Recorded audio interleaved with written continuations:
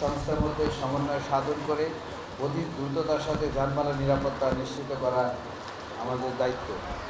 আইকাও annexe 17-এর বিধি অনুযায়ী hijack, অগ্নি নিরাপত্তা, বোমা হামলাসহ বিভিন্ন ঝুঁকি মোকাবিলার সক্ষমতা যাতায়াতের জন্য প্রতি 2 বছর অন্তর অন্তর আমরা এই ধরনের এক্সারসাইজ করি।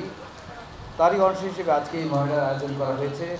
এই মহড়ার মূল লক্ষ্য হচ্ছে বিমানবন্দরে অংশীজনদের মধ্যে সচেতনতা বৃদ্ধি করা, দক্ষতা বৃদ্ধি করা, ঝুঁকি মোকাবিলা করা এবং প্রফেশনাল একটা প্রস্তুতি আমাদেরকে গ্রহণ করা, এবং যার মধ্যে আমাদের যে যদি সত্যিকারের যখন কোনো অপারেশন হবে সেটাকে যেন আমরা সক্ষমতার সাথে, দ্রুততার সাথে এবং অত্যন্ত নিষ্ঠার সাথে এবং এক সহজ পারস্পরিক সমন্বয়ের মাধ্যমে আমরা যেন সক্ষমতা অর্জন করতে পারি।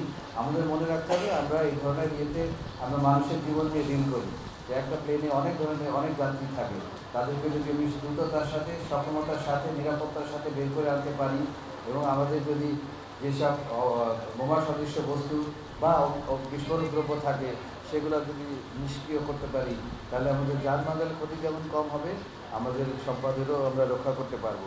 তো এই ধরনের এক্সারসাইজ আসলে মহড়া আমাদের সেই ধরনের প্রস্তুতির দিকে নিয়ে যায়। এই কোঅর্ডিনেশনটা অত্যন্ত জরুরি। আপনারা সামনে তাকিয়ে দেখতে পাচ্ছেন কত ধরনের অর্গানাইজেশন একসাথে কাজ করছে। এই প্রত্যেকটা অর্গানাইজেশন যদি সুষ্ঠুভাবে নিষ্ঠার সাথে তাদের দায়িত্ব পালন করে তাহলে কিন্তু আমরা আমাদের প্রস্তুতিটা সম্পূর্ণ করতে পারবো, এবং যখন সত্যিকারের প্রয়োজন হবে তখন কিন্তু আমরা অত্যন্ত দক্ষতার সাথে, অত্যন্ত সমন্বয়ের মাধ্যমে আমরা কাজটা শেষ করতে পারবো। সেটাই আসলে আমাদের উদ্দেশ্য, মানুষের যানবাহন রক্ষা করা এবং জাতিকে যে কোনো ধরনের দুর্যোগে আমরা যেন আমাদেরকে প্রস্তুত করতে পারি তার প্রিপারেশন নেওয়া। আজকে এই ইনক্রিমেন্ট ওয়েদার, এই যে প্রচুর বাতাস এবং বৃষ্টির ভিতরে আপনারা যে এক্সারসাইজ করেছেন, আমি আপনাদেরকে অন্তরের অন্তঃস্থল থেকে ধন্যবাদ জানাই। আবার এটা বলি, আমাদেরকে একটা সুযোগ দিয়েছে যে কোনো পরিস্থিতিতে মোকাবেলা করার জন্য। কারণ এই ধরনের ঘটনা দিনে রাত্রে যে কোনো সময় হতে পারে, ইনক্রিমেন্ট ওয়েদার হতে পারে, যে কোনো পরিস্থিতি হতে পারে।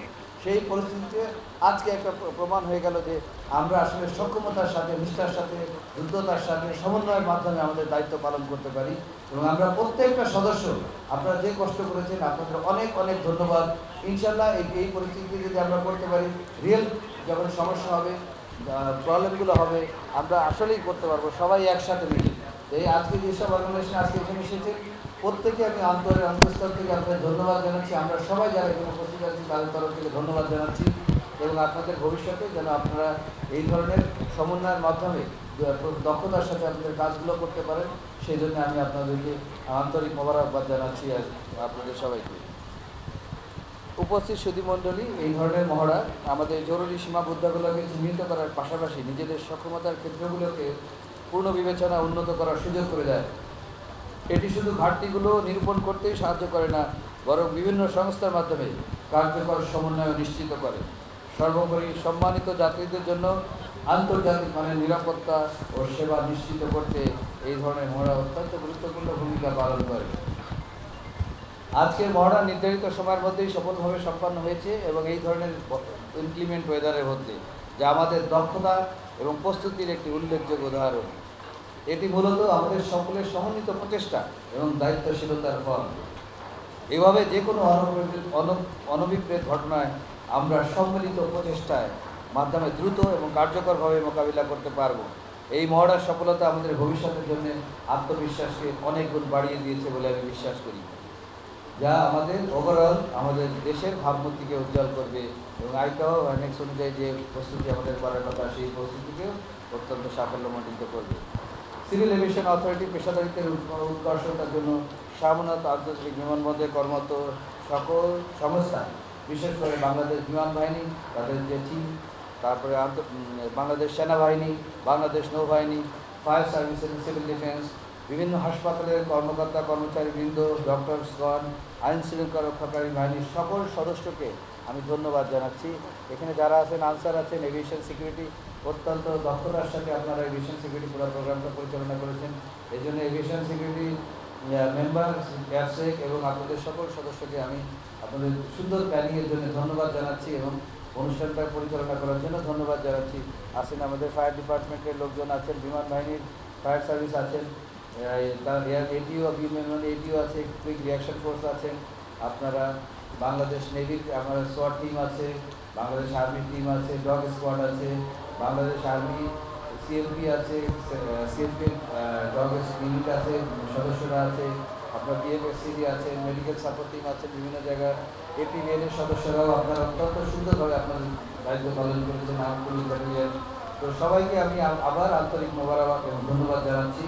এবং আপনাদের এই যে প্রচেষ্টা আছে সারা দেশবাসী দেখবে, আপনারা এইরকম ধরনের ইমপ্লিমেন্ট ওয়েদারের ভিতরে এরকম একটা এক্সারসাইজ মহড়া অত্যন্ত সুন্দর, নিষ্ঠা, দক্ষতা, পেশাদারিত্বের সাথে সম্পন্ন করেছে, যা আমাদের সবাইকে অনেক অনেক গৌরবের একটা আসনে আলঙ্কৃত করবে বলে আমি বিশ্বাস করি। সুধীমণ্ডলী, বিমানবন্দরের নিরাপত্তা নিশ্চিত করার ক্ষেত্রে আমরাও আপনাদের মাঝে সহযোগিতার যে ধারা বিদ্যমান আছে তা আরও উন্নতি ঘটবে বলে আমি আশা করছি।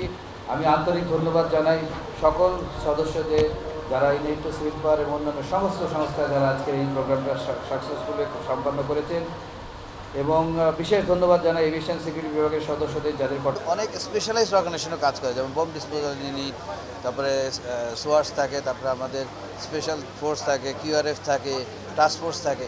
এই প্রতিটা ফোর্স যার যার দায়িত্ব সুষ্ঠু নিষ্ঠার সাথে এবং সমন্বিতভাবে করতে পারছে কি না সেই জিনিসটা দেখা অত্যন্ত জরুরি। কারণ আমাদের যে কোনো পরিস্থিতি থাকুক না থাকুক, আমাদের কিন্তু প্রিপারেশন থাকতে হবে 100%।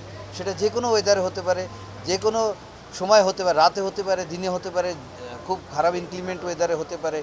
এই সক্ষমতাটা আমাদের থাকতে পারে। আজকে একটা সুন্দর একটা দিন, যেখানে দেখছেন আপনার প্রচণ্ড ঝড় বৃষ্টির মধ্যে আমাদের সদস্যরা কিন্তু অবিচলিত থেকে তাদের প্রতি যে দায়িত্ব দেওয়া হচ্ছে প্রত্যেকে সুন্দর করে সমন্বয়ের মাধ্যমে তাদের দায়িত্বটা পালন করেছে। এই সক্ষমতাটাই আমাদের জরুরি, কারণ আসল পরিস্থিতি যদি হয় এটাই আমাদেরকে আসলে কনফিডেন্স দিবে, আমাদেরকে আশ্বস্ত করবে যেন আমরা আমাদের কাজটা করতে পারি। দিন শেষে মনে রাখতে হবে এটা মানুষ, এখানে কিন্তু আমরা মানুষদের নিয়ে ডিল করছি, যাত্রীদের নিয়ে ডিল করছি। তাদেরকে নিরাপদ রাখা, তাদেরকে সুস্থ রাখা এবং যে কোনো ধরনের থ্রেট বা এক্সপ্লোশন এগুলোকে নিষ্ক্রিয় করা এই এই ধরনের এক্সারসাইজের মাধ্যমে আমরা করে থাকি। সো আপনি নিজেই দেখেছেন যে এই ইনক্লিমেন্ট ওয়েদারের ভিতরে কী সুন্দরভাবে তারা করেছে। আপনার বিশ্বাস হয় না যে তারা করতে পারবে? অবশ্যই পারবে। ধন্যবাদ।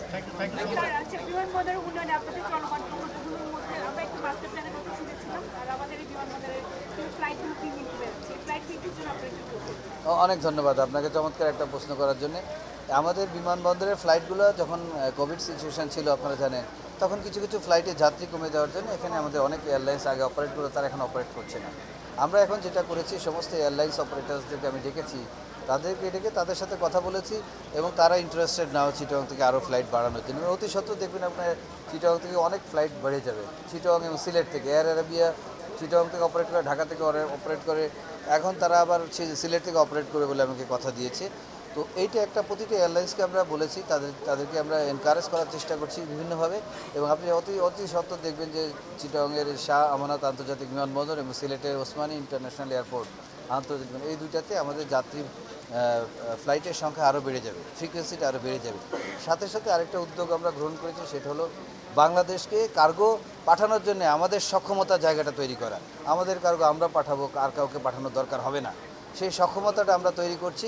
আমরা জানেন ঢাকা আন্তর্জাতিক বিমানবন্দরে আমরা সক্ষমতা 4 গুণ থেকে 6 গুণ বাড়িয়েছি এবং অত্যন্ত অটোমেটেড সিস্টেম, আমাদের যে আইসিটি এবং ইসিটি আছে, import cargo terminal and export cargo terminal, সেটা আমরা অত্যাধুনিক নতুন বানিয়েছি অটোমেটেড সিস্টেম, যার জন্য আমার কার্গো ফ্লো বেড়ে যাবে। তারপর আগে যেটা আছে সেটাও আমরা ইউটিলাইজ করবো, আর একটু রেনোভেশন করে সিলেটে আমরা নতুনভাবে কার্গো অপারেশন শুরু করেছি, যেখানে আপনারা জানেন যে সপ্তাহে একটা করে কার্গো ছিল, এখন 2টা করে চালু হচ্ছে এবং অতি সত্ত্বর আমার মনে হয় 3টা করে কার্গো হবে, কারণ আমাদের এটা পেস পাচ্ছে। এবং আমাদের একটা উদ্দেশ্য হচ্ছে আমাদের যে কার্গোগুলো আছে বাংলাদেশে, ইনক্লুডিং আপনার শাকসবজি, সেইগুলো যেন বিদেশে আমাদের যে ভাইরা আছে, বোনেরা আছে, তারা যেন খেতে পারে, তাদের কাছে যেন পৌঁছাতে পারি, আমরা সেই ব্যবস্থা করছি। তার জন্য আমরা যেটা করেছি সেটা হলো কার্গোর যে সিভিল এভিয়েশনের যে কস্ট আছে, সেই কস্টটা কিন্তু আমরা পার কেজিতে কমিয়ে নিয়ে এসেছি। বিমানের যে হ্যান্ডলিং কস্ট আছে সেটাও আমরা কমানোর জন্য অনুরোধ করেছি, মন্ত্রণালয়কে চিঠি পাঠিয়েছি। এবং আমাদের যে ল্যান্ডিং চার্জ আছে ডেডিকেটেড ফ্লাইটের অপারেশনের জন্য যে ল্যান্ডিং চার্জ আছে, সেই ল্যান্ডিং চার্জটাও আমরা কমিয়ে দিচ্ছি। আমাদেরটা আমরা কম্পিটিটিভ নিয়ে আসছি, যে কোনো এয়ারপোর্টের থেকে কম্পিটিটিভ স্টেজে আমরা নিয়ে চলে আসছি। এবং এডিশনালি সিলেট এবং চিটাগং থেকে কার্গো অপারেশনটাকে আরও দ্রুত করার জন্য, আরও বেগবান করার জন্য এইখানে আমরা ইনসেন্টিভটা আরেকটু বাড়িয়ে দিচ্ছি। তার ফলে হবে কি আমাদের এই 3টা জায়গা থেকে যদি ফুল সুইং কার্গো অপারেশন করতে পারি তাহলে আমাদের সক্ষমতা জায়গাটা অনেক বেড়ে যাবে, নিজেদের কার্গো আমরা নিজেরাই তৈরি করব। আর আরেকটা আমার পরিকল্পনা আছে যে চিটাগংকে কার্গো হাবে পরিণত করা। আমি যদি চিটাগংকে বড় স্কেলে কার্গো অপারেশন শুরু করতে পারি তাহলে ইস্ট ওয়েস্ট কানেক্টিভিটি করতে পারবো। আমরা ইস্টে আমরা কুনমিং এবং বিয়ন্ড আমাদের কার্গো পাঠাতে পারবো। ওয়েস্টে আমরা সেন্ট্রাল এশিয়ার কথা চিন্তা করছি, যেখানে আমরা আজারবাইজান, তারপরে তাশকেন্ট, এখানে যদি আমাদের কার্গোগুলো পাঠাতে পারি তাহলে আমরা ওখান থেকে যদি আমি ইউরোপের যে কোনো ডেস্টিনেশনে বাই রোডে পাঠাই তাহলে কিন্তু 12 থেকে 18 ঘন্টা লাগবে। ফর এক্সাম্পল আমরা যদি বার্লিনে কোনো কার্গো পাঠাই তাহলে আমরা এইখান থেকে যে আমরা ধরেন আজারবাইজানে পাঠাই, ওখান থেকে যদি আমরা বাই রোডে পাঠাই তাহলে 18 দিনের ভিতরে বার্লিনে পৌঁছে যায়। তো এটা কস্ট ইফেক্টিভ হবে, অত্যন্ত কস্ট ইফেক্টিভ হবে 1 নম্বর। 2 নম্বর শুধু আমাদেরকে এটা ইনশিওর করতে হবে যে যদি শিপে যায় অনেক কস্ট কম, আমাদেরকে মিনিমাম 3 সপ্তাহের একটা লিড নিতে হবে যেন জাহাজের 3 সপ্তাহ আগে আমরা আমাদের মালামাল পাঠাতে পারি। সেই উদ্দেশ্যে আমরা এখন কাজ করছি। আজকে আমরা চিটাগংয়ের বড় একটা আমাদের মিটিং আছে, আমরা যেখানে সমস্ত স্টেক হোল্ডার্সকে ডেকেছি। এর আগেও জানেন আমি এসে মিটিং করে গিয়েছি। আমাদের এখানে কার্গো অলরেডি লিমিটেড স্কেলে চলছে, এই সক্ষমতাটা আরও অনেক গুণ আমরা ইনক্রিজ করছি এবং আমাদের সাথে সিভিল পার্টনাররাও আছে, যেখানে আপনার ইয়াংওয়ান গ্রুপ আমাদের সাথে কাজ করছে। তো ওনাদের কিন্তু এখানে বড় ফ্যাক্টরি আছে যেখান থেকে আপনার কার্গোগুলো বিদেশে যায়। তো ওনারাও ইন্টারেস্টেড যে সেন্ট্রাল এশিয়া থেকে ওনারা বিভিন্ন দেশের ডেস্টিনেশনে নিয়ে যাবে। সো আমরা আসলে অনেক দূর এগিয়ে গিয়েছি। আমার আশা যে নেক্সট 2 থেকে 2.5 মাসের ভিতরে এখানে আমরা বড় ধরনের কার্গো অপারেশন শুরু করতে পারবো এবং এয়ারপোর্ট ফ্যাসিলিটিস আরও বাড়াবো। সো প্যাসেঞ্জার্স যেমনভাবে ইনক্রিজ করবে কার্গো তেমনভাবে ইনক্রিজ করবে। একটা হলো আমাদের মেইন উদ্দেশ্য হচ্ছে আমাদের অপারেশনের সক্ষমতাকে অনেক পরিমাণে বৃদ্ধি করা, যাতে আমাদের এয়ারপোর্টগুলো সেলফ সাস্টেনিং, তারা তো নিজেদের রেভিনিউ জেনারেট করতে পারে। তো এইটা একটা উদ্দেশ্যে আমরা কাজ করে যাচ্ছি। আর আপনারা শুনে খুশি হবেন যে আমরা নেক্সট 1.5 মান্থ থেকে 2 মান্থের ভিতরে আমাদের যে কক্সবাজার এয়ারপোর্ট আছে সেই এয়ারপোর্টে আন্তর্জাতিক মানে এয়ারপোর্টে উন্নীত করছি এবং ইনশাল্লাহ অপারেশন খুব শীঘ্রই শুরু হবে এখানে। তো গতকালকে আমরা কক্সবাজারে ছিলাম, আমরা অনেক দূর এগেছি। আমরা নেক্সট 1.5 থেকে 2 মাসের ভিতরে ইনশাল্লাহ অপারেশন শুরু করব। আমাদের ইনিশিয়াল পরিকল্পনা আছে জুলাইয়ের মধ্যে শুরু করা। আশা করছি আমরা করতে পারবো। আপনারা সবাই সাহায্য সহযোগিতা করবেন আমাদেরকে, আমরা পারবো ইনশাআল্লাহ। বলেন এনিথিং এলস? অনেক ধন্যবাদ, আপনারা ভালো থাকেন। একটা বিষয় যে চিটাগং এয়ারপোর্টে কার্গো বিমান আসে না, চিটাগং এয়ারপোর্ট ওটা চিটাগং এয়ারপোর্টে কার্গো বিমান তো নামে না। চিটাগং এয়ারপোর্টে কার্গো যাচ্ছে আমাদের import and export. Cargo freighter operation যেন ইন্ডিপেন্ডেন্ট শুরু হয় তার জন্য আমরা এই এত পরিকল্পনা গ্রহণ করেছি। সেটা হলেই তো আমরা কানেক্টিভিটি করতে পারবো, ইস্ট ওয়েস্ট কানেক্টিভিটি যেটা আমি বলছি। ইনশাল্লাহ আমরা এটা কার্গো হবে পরিণত করার জন্য চেষ্টা করছি।